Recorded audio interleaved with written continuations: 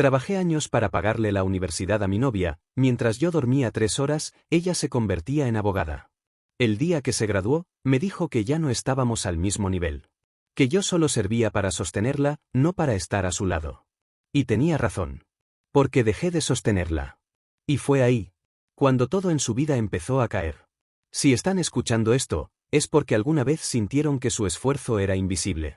Porque alguna vez pusieron todo su capital emocional en una cuenta bancaria que resultó estar vacía. Mi nombre es Julián. Y esto es lo que pasó cuando dejé de sostener el sueño de alguien más para empezar a construir el mío. Todo comenzó hace 6 años. Yo tenía 24, Elena 23. En ese entonces, mi mundo cabía en una mochila y un plano enrollado. Trabajaba como ayudante en una constructora pequeña, ganando lo justo para comer, manchándome las manos de tierra y cemento todos los días. Soñaba con ser arquitecto, no para hacer rascacielos famosos, sino para diseñar espacios donde la gente pudiera vivir con dignidad. Me gustaba la idea de que algo fuera sólido, que tuviera cimientos profundos. Ella estudiaba Derecho en una universidad privada, la más cara de la ciudad. Tenía una mente brillante, o eso creía yo. Una capacidad de argumentación que admiraba. Pero el derecho es caro, y la vida es impredecible. Cuando su padre murió, las deudas llegaron como una tormenta repentina. No fue una muerte tranquila, fue un infarto masivo un martes por la mañana, dejando atrás no solo un vacío emocional, sino un caos financiero absoluto. La casa estaba hipotecada. Los coches, embargados. Las cartas del banco se apilaban sobre la mesa del comedor como lápidas blancas. Elena estaba a mitad de su carrera. Le faltaban 2 años para graduarse.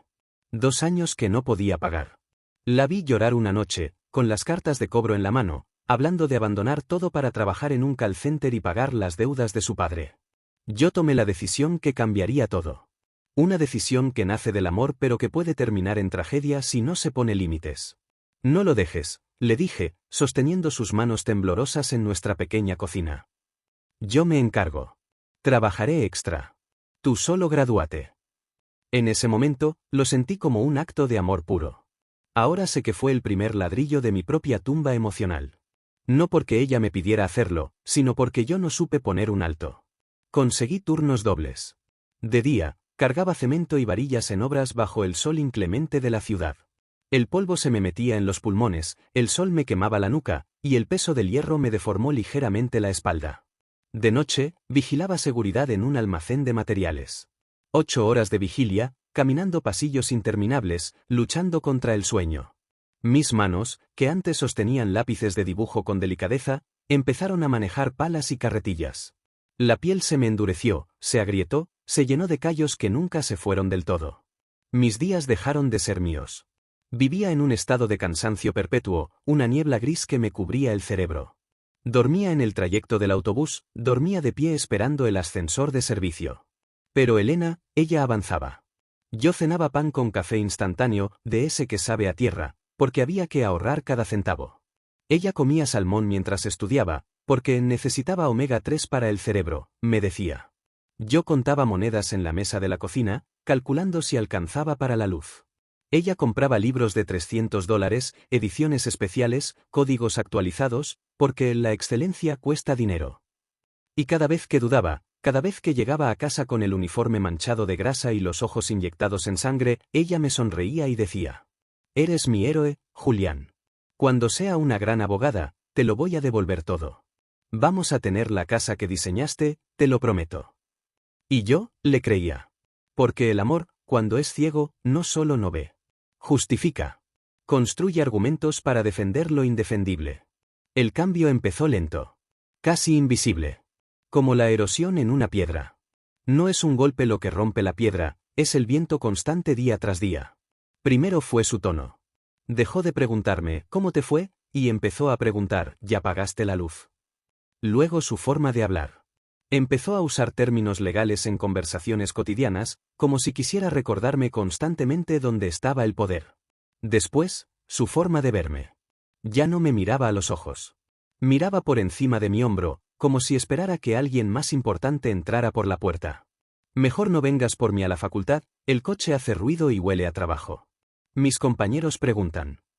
«No entiendes, Julián, esto es más complejo. Tú no estás en este mundo». A veces siento que hablo sola contigo. Llegas tan cansado que no hay conexión. Al principio me reía. Pensaba que era estrés. Pensaba que era el peso de la deuda de su padre. Hasta que una noche, escuché algo que no debía. Eran las 11 de la noche. Yo había llegado temprano del almacén porque me sentía mareado. Ella estaba en la sala, con el teléfono en altavoz. Hablaba con una compañera de la universidad. Sí, sé que es duro, decía Elena. Pero Julián es útil, es un buen soporte logístico. Pero no puedo quedarme ahí para siempre. Necesito alguien que camine a mi lado, no alguien que me cargue la mochila. Útil. Soporte logístico. Esas palabras se me quedaron clavadas como agujas en el pecho. Sentí un frío repentino, aunque era verano. Me quedé parado en el pasillo, sosteniendo una bolsa con mi uniforme sucio. Esperé a que terminara la llamada. Esperé a que ella me viera. Pero no hice nada. No entré. No grité. Porque aún la amaba. Porque aún creía que todo eso valía la pena. Que cuando se graduara, el estrés desaparecería y volvería a ser la Elena de antes. No sabía que ya no éramos dos personas construyendo algo juntos. Éramos una escalera.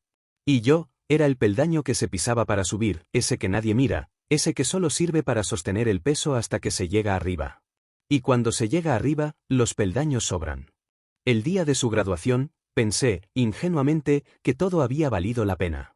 Compré el ramo más caro que pude. Tuve que usar la tarjeta de crédito y pagar intereses altos, pero quería verla sonreír. Me puse mi único traje, que ya no me quedaba igual. Había perdido peso por el estrés y el trabajo, así que la chaqueta me bailaba en los hombros.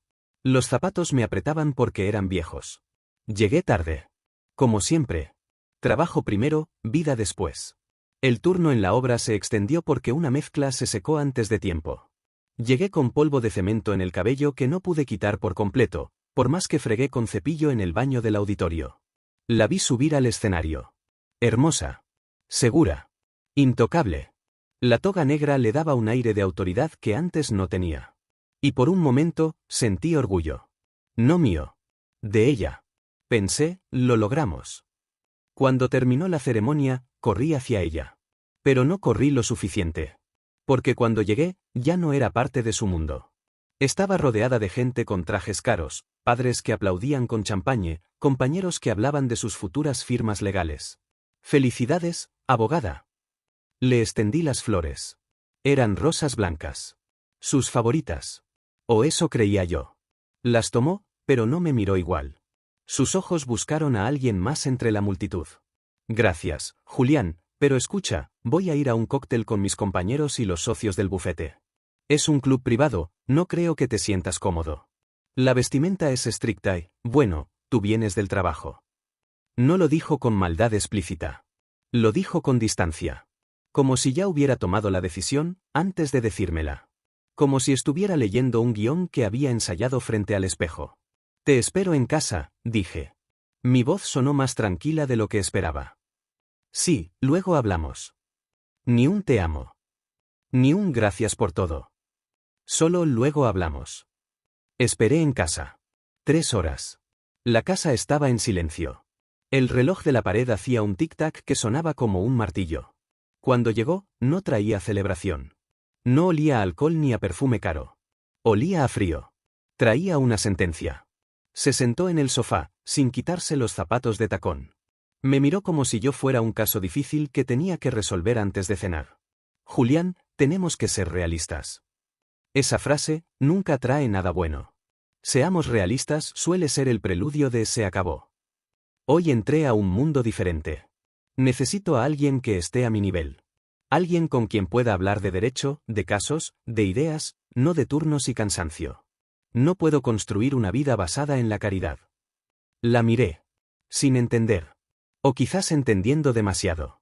Ya no estamos al mismo nivel intelectual, Julián. Tú te quedaste en la operatividad. Yo estoy en la estrategia. Ahí, algo se rompió. No fue mi corazón.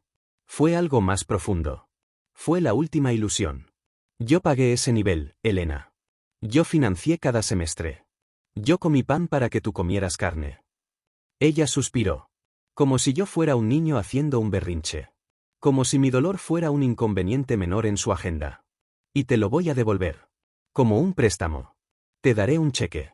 Pero no voy a sacrificar mi futuro por gratitud. La gratitud no es amor, Julián. Es deuda. Y yo no quiero deberte nada. Luego dijo algo que nunca olvidé. Algo que selló su destino sin que ella lo supiera. Las personas avanzan, Julián. Algunas suben, otras se quedan sosteniendo. Tú eres bueno sosteniendo. Pero yo necesito volar. Ahí entendí todo. No era su pareja. Era su base. Era el suelo. Y el suelo no se va de viaje con el avión. Se fue esa noche. Se llevó sus cosas en un taxi. Yo me quedé en el sofá. Y yo, no lloré. El llanto es para cuando hay esperanza de vuelta. Yo ya no tenía esperanza. Tenía un plan. Esa noche no dormí. No por tristeza. Por claridad. Me senté en la cocina. Mirando la taza donde ella siempre tomaba café. La taza tenía una grieta en el asa. Nunca la había arreglado. Y por primera vez, no la vi como alguien a quien amaba. La vi como alguien que me usó. La vi como un sistema operativo que había explotado mis vulnerabilidades. Y en ese momento, dejé de ser Julián, el novio. Y me convertí en Julián, el observador. Los primeros meses después de Elena fueron los más duros. La soledad pesaba más que los sacos de cemento. La casa se sentía demasiado grande para una sola persona. Pero en esa soledad, encontré algo que había perdido, mi propia ambición. Recordé por qué quería ser arquitecto. No para hacer rascacielos famosos, sino para crear espacios donde la gente viviera dignamente. Volví a la universidad nocturna. Tenía 25 años, trabajaba 12 horas diarias y estudiaba de madrugada. Dormía 4 horas. Comía lo justo. Cada página que leía era una batalla contra el cansancio. Cada examen aprobado era una victoria contra el destino que ella había predicho para mí. Mis antiguos jefes en la constructora notaron mi cambio. Ya no era solo el que cargaba varillas. Empecé a hacer preguntas sobre los planos. Sobre los costos. Sobre los proveedores. ¿Por qué compramos el acero aquí si allá es más barato? Pregunté un día al ingeniero jefe. Me miró sorprendido. Nadie preguntaba eso. Los obreros obedecían. Porque el proveedor es amigo del dueño, respondió. Pero estamos perdiendo un 10% de margen. Si cambiamos, podemos ganar más. Esa conversación me costó el trabajo de obrero. Me despidieron por insolente. Pero el ingeniero jefe, un hombre viejo llamado don Roberto, me llamó una semana después. Eres un dolor de cabeza, Julián. Pero tienes razón. Ven a la oficina. Ayúdame con los presupuestos. Fue mi primer paso. De la obra a la oficina. De las manos a la mente. Durante 3 años, viví como un monje. Todo lo que ganaba lo reinvertía. En libros, en software, en cursos. No tuve coche nuevo. No tuve vacaciones. No tuve pareja. Cada centavo era un ladrillo para mi propio futuro.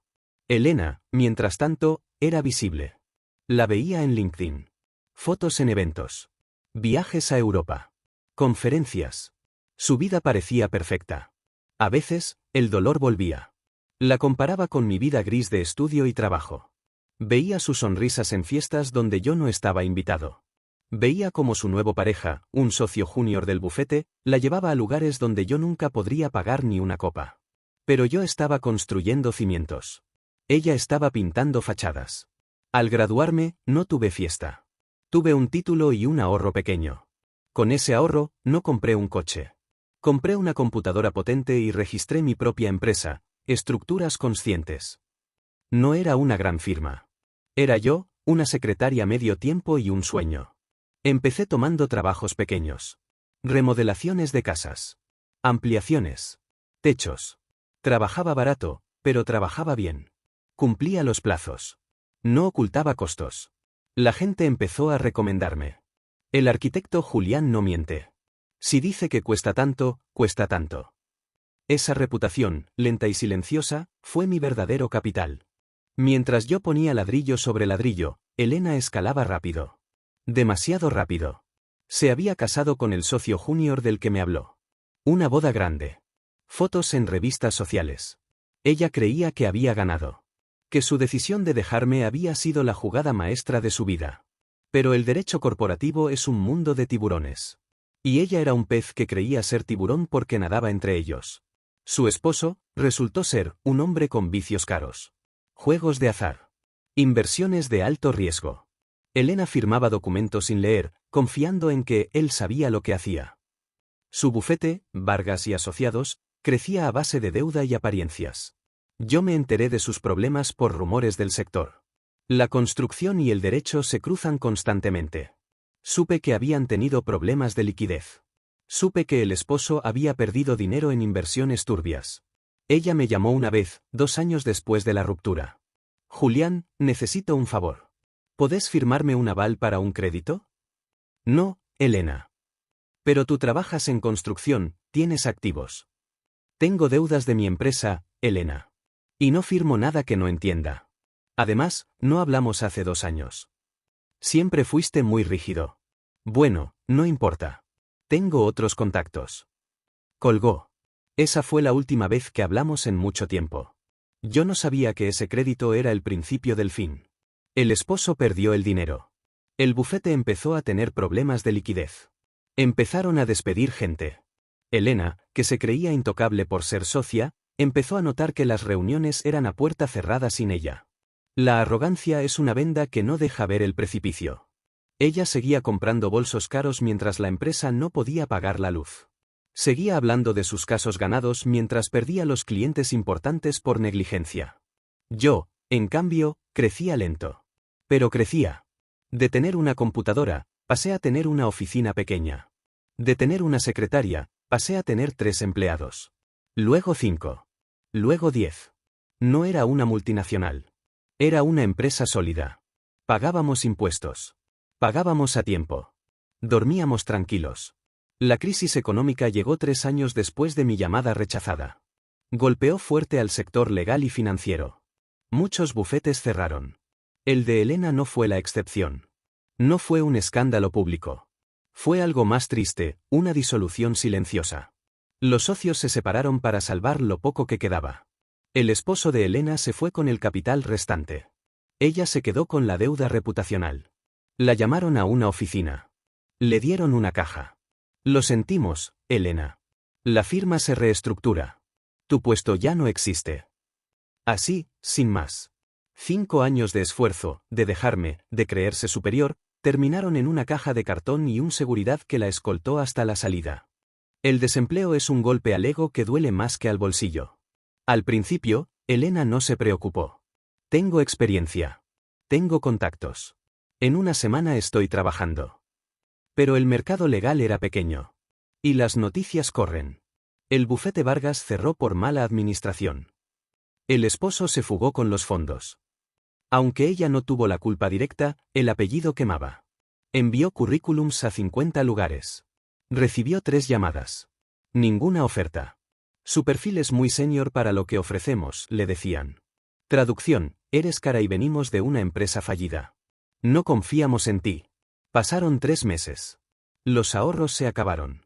El esposo, presionado por las deudas, se fue de la ciudad. Necesito espacio, dijo.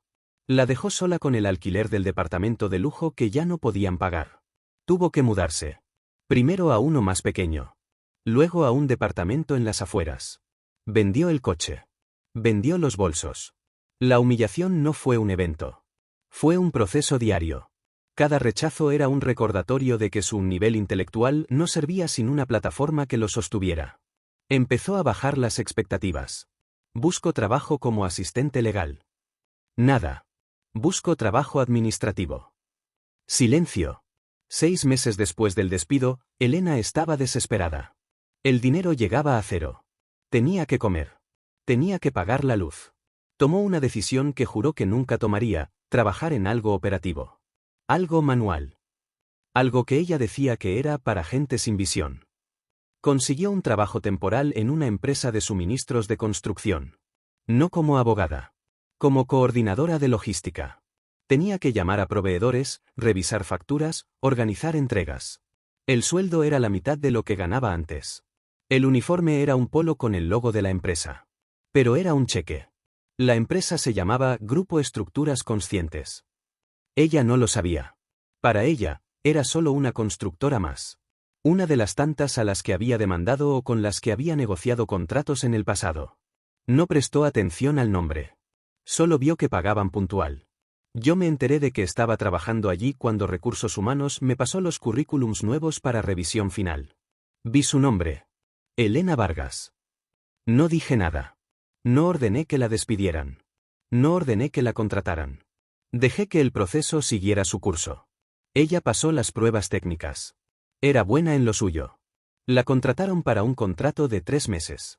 Yo esperé. Fue un martes por la mañana. Ella llevaba 2 semanas en el trabajo. Aún se sentía extraña usando el uniforme, sintiendo que estaba disfrazada. Tenía que llevar unos documentos firmados a la oficina central para el departamento de compras. Caminó por el pasillo de la planta baja. El lugar era moderno, limpio, eficiente. Nada que ver con el caos del bufete donde trabajaba antes. En el pasillo, se cruzó conmigo. Yo salía de una reunión de obra. Llevaba un casco bajo el brazo, botas de seguridad y una camisa azul remangada. Tenía ojeras, pero una mirada tranquila. Ella se detuvo. El corazón le dio un vuelco. La vergüenza la golpeó como un puño en el estómago. Yo la vi. Me detuve también. No hubo drama. No hubo sorpresa exagerada. Sonreí. Una sonrisa tranquila, sin dientes, sin burla. Hola, Elena. ¿Cómo estás? Mi voz era la misma. Calma. Ella sintió que la tierra se movía. ¿Qué hacía yo ahí? ¿Trabajaba aquí? ¿Sería el conserje? ¿El capataz? Me vio con el casco, con la ropa de trabajo. Su cerebro, condicionado por el clasismo que ella misma había cultivado, hizo la asociación inmediata: él sigue siendo un obrero. Yo soy profesional, aunque esté en logística. Eso la alivió un poco. Si yo seguía abajo, ella no estaba tan mal. Julián, hola. No sabía que trabajabas aquí. Sí, llevo unos años. ¿Tú qué haces por aquí? Estoy trabajando. En logística. Es temporal. Bajó la mirada. Le dolía admitirlo ante mí. Ante el hombre al que dejó por ser menos. Asentí. No hice comentarios. No dije te lo dije. No dije mira dónde terminaste. Me alegro que estés trabajando. Es un buen lugar. Tratan bien a la gente. Sí, oye, Julián, la verdad es que esto es temporal. Estoy buscando algo más, acorde a mi perfil. Legal. ¿Tú conoces a alguien? ¿El dueño? Quizás podrías recomendarme. Ella me estaba tratando como a un empleado. Me pedía que hablara con el dueño para conseguir un puesto mejor. Asumía que yo no tenía poder de decisión. La miré. Mis ojos no mostraban rencor. Mostraban lástima. Una lástima profunda, silenciosa. Claro, Elena. Puedo recomendarte. De hecho, estamos buscando a alguien para el departamento legal interno. Hemos crecido y necesitamos asesoría constante. El rostro de Elena se iluminó. ¿En serio? ¿Tú puedes hablar con ellos? Yo me encargo de que llegues a la entrevista. ¿Te parece bien mañana a las 10? Sí, sí. Gracias, Julián. De verdad. Nunca pensé que, bueno, gracias. No hay de qué. Solo llega puntual. Ella se fue sintiendo que la suerte cambiaba. Pensó, Julián siempre fue útil. Al menos sirve para conseguirme una puerta. Me quedé en el pasillo. La vi caminar hacia la salida. Suspiré. Saqué el teléfono y marqué un número. Ana, prepara la sala de juntas principal para mañana a las 10. Voy a atender una entrevista personalmente. Al día siguiente, Elena llegó media hora antes. Se había puesto su mejor traje, el que le quedaba. Se había peinado con cuidado. Quería causar buena impresión. La recepcionista la miró. ¿Nombre? Elena Vargas. Tengo entrevista con el departamento legal. Un momento. El director la espera. Elena frunció el ceño. ¿El director? Pensé que sería con recursos humanos o con el jefe legal. El director quiere conocerla personalmente. Pase, por favor. Última puerta al fondo. Elena caminó por el pasillo. Era el mismo del día anterior. Pero ahora lo veía diferente. Las fotos en las paredes. Premios de arquitectura. Proyectos grandes. Llegó a la puerta. Tenía una placa de vidrio esmerilado. Julián Mendoza. Director general y fundador. Elena se detuvo. El mundo se detuvo. El aire se le fue de los pulmones. Leyó el nombre 2 veces. 3 veces. Fundador. No era un obrero. No era un capataz. No era un empleado al que podía pedir favorcitos. Era el dueño. El hombre que firmaba los cheques. El hombre para el que ella había estado trabajando en logística sin saberlo. Tocó la puerta. Una voz desde adentro dijo, «Adelante». Entré. Yo estaba sentado detrás de un escritorio de madera maciza. No tenía casco. Llevaba un traje gris, sencillo pero de buena calidad. No había lujos excesivos en la oficina, solo orden. Libros, planos, una computadora. Me levanté. Le señalé la silla. «Siéntate, Elena».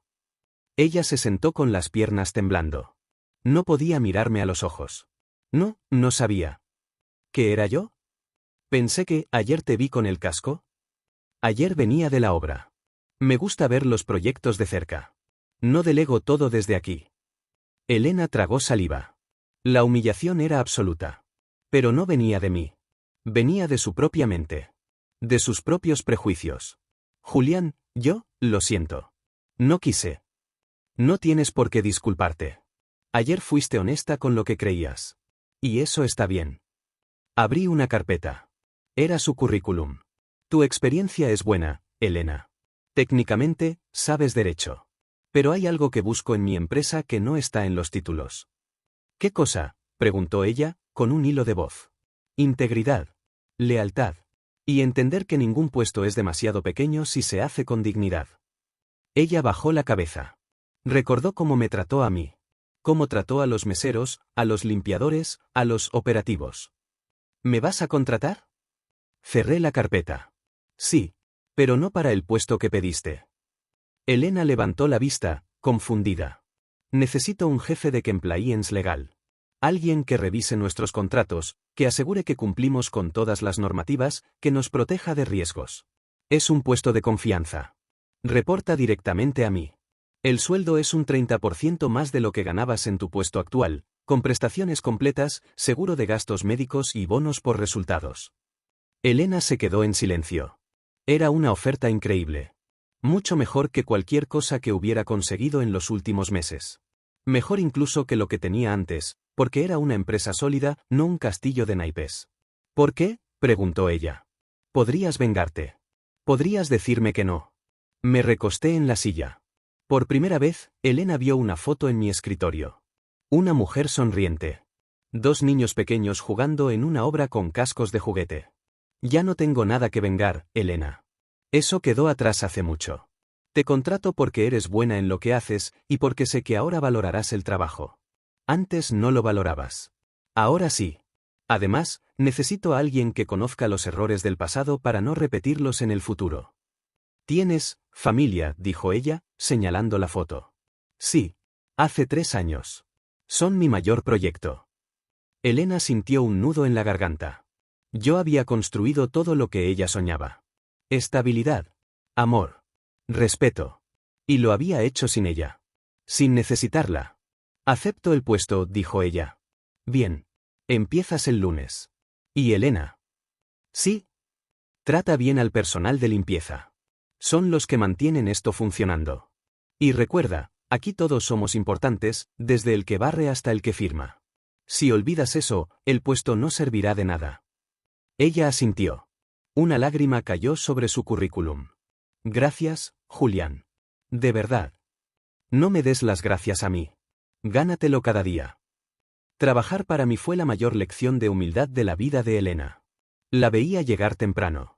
La veía comer en la cafetería con los empleados, no en un despacho privado. La veía escuchar a los obreros cuando tenían una sugerencia sobre los contratos de seguridad. Yo no era un jefe distante. Era un líder. Ella, al principio, intentó mantener cierta distancia. Pero el trabajo era trabajo. Tenía que reportarme. Tenía que pedir firmas. Un día, 3 meses después, ella se quedó hasta tarde arreglando un contrato complejo de una licitación grande. Pasé por su oficina. ¿Todavía aquí? Quiero terminar esto. Hay cláusulas que no me cuadran. El perfeccionismo es bueno. Pero no a costa de tu vida. Vete a casa, Elena. Julián, ¿alguna vez te arrepentiste? De haberme ayudado antes. De haber perdido tiempo conmigo. Me apoyé en el marco de la puerta. No fue tiempo perdido. Fue el costo de mi aprendizaje. Aprendí que no puedo salvar a quien no quiere salvarse. Aprendí a valorar mi esfuerzo. Si no hubiera pasado por eso, quizás no sería quien soy. Yo, perdí mucho. No perdiste todo. Todavía tienes tu talento. Solo te faltaba la perspectiva. Ahora la tienes. Tienes un buen sueldo, tienes estabilidad. Reconstruye tu vida, Elena. Pero esta vez, constrúyela sobre tierra firme. ¿Y nosotros? ¿Alguna vez? Sonreí. Una sonrisa triste pero cerrada. Ese libro ya se cerró, Elena. Tengo una familia que me espera. Tú tienes una vida que reconstruir. No miremos atrás. Me fui. Elena se quedó sola en la oficina. Pero por primera vez, no se sentía vacía. Se sentía en paz. Entendió finalmente la lección. Mi venganza no fue hacerla caer. Fue subir tanto que su caída ya no me importaba. Y cuando ella tocó fondo, yo extendí la mano no para levantarla por lástima, sino para darle la oportunidad de caminar por sí misma, bajo mi techo. La empresa creció. Elena se convirtió en una pieza clave del equipo. Era estricta, pero justa. Ya no corregía a nadie con arrogancia. Ayudaba. Un día, hubo una fiesta de fin de año de la empresa. Llevé a mi esposa e hijos. Elena los vio desde lejos. Mi esposa me miraba con admiración real. Los niños corrían felices. Era una imagen de solidez. Elena se acercó a saludar. Felices fiestas, Julián. Igualmente, Elena. Gracias por tu trabajo este año. El contrato de la licitación norte fue impecable. Mi esposa le extendió la mano. Tú debes ser Elena. Julián me ha hablado de ti. Dice que eres la mejor organizando los contratos. Elena se sorprendió. ¿Yo hablaba bien de ella?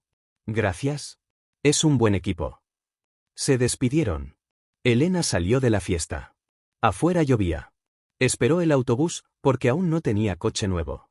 Estaba ahorrando para uno. Un coche negro se detuvo frente a ella. Era el mío. Bajé el vidrio. ¿Te llevo? No, está bien. Tomo el bus. No seas terca. Sube. Te dejo en tu casa. Ella subió. El coche olía a limpio. A nuevo. Gracias, dijo ella en el trayecto. Elena, tienes que comprar un coche. Ganas bien. Estoy ahorrando. Quiero comprar mi propio departamento. Uno pequeño. Pero mío. Ese es el espíritu. La dejé en la puerta de su edificio. Buenas noches, jefe, dijo ella, sonriendo por primera vez sin ironía. Buenas noches, Elena. El coche se fue. Elena entró a su departamento. Era pequeño. Pero estaba limpio. Tenía una planta en la ventana. Tenía libros que ella había comprado con su dinero. Se miró al espejo. Ya no era la abogada soberbia. Era una mujer que había aprendido a caminar sin tacones altos. Entendió finalmente la lección. Yo no la destruí. La vida la puso en su lugar. Y yo, en lugar de patearla cuando estaba abajo, le tendí la mano para levantarse, pero solo hasta donde ella podía llegar por sí misma. Esa fue la verdadera venganza. Que ella tuviera que vivir con la gratitud de alguien a quien despreció. Que tuviera que respetar a quien subestimó. Y lo peor, es que ella ahora lo respetaba de verdad. A veces, en las noches tranquilas, cuando la oficina está vacía y solo queda el zumbido de las luces fluorescentes, pienso en ella. No con dolor. Con curiosidad académica. Me pregunto si entendió la lección. Me pregunto si ahora, trabajando conmigo, pagando sus propias deudas, entiende el valor del esfuerzo que yo hice. Pero llegué a una conclusión, no importa. Su comprensión no es mi responsabilidad. Mi responsabilidad era mi verdad. Y mi verdad es que sobreviví. Que transformé el dolor en combustible. Que tomé la herramienta con la que intentaron enterrarme y la usé para acabar mi salida. La vida es irónica. Elena estudió Derecho para proteger a los poderosos. Yo estudié Arquitectura para proteger a los invisibles. Ella quería ganar casos. Yo quería ganar la paz. Y al final, solo uno de nosotros durmió tranquilo esa noche. Así que, si alguna vez te dicen que no estás a su nivel, sonríe. Porque los niveles se miden desde abajo hacia arriba. Pero la profundidad, La profundidad se mide desde la superficie hacia el abismo. Y yo conozco el abismo mejor que nadie. Y desde aquí abajo, se ven todas las grietas de arriba. La mejor venganza no es ver caer a quien te hirió. Es construir algo tan sólido, que cuando ellos miren hacia arriba, solo vean tu sombra proyectada sobre su camino. No quemes los puentes. Construye mejores carreteras. Y deja que quienes te subestimaron se queden atrapados en el tráfico de sus propias decisiones. Porque al final del día, la vida no te pregunta qué título tienes. Te pregunta qué cimientos dejaste. Y los míos, ahora son de acero.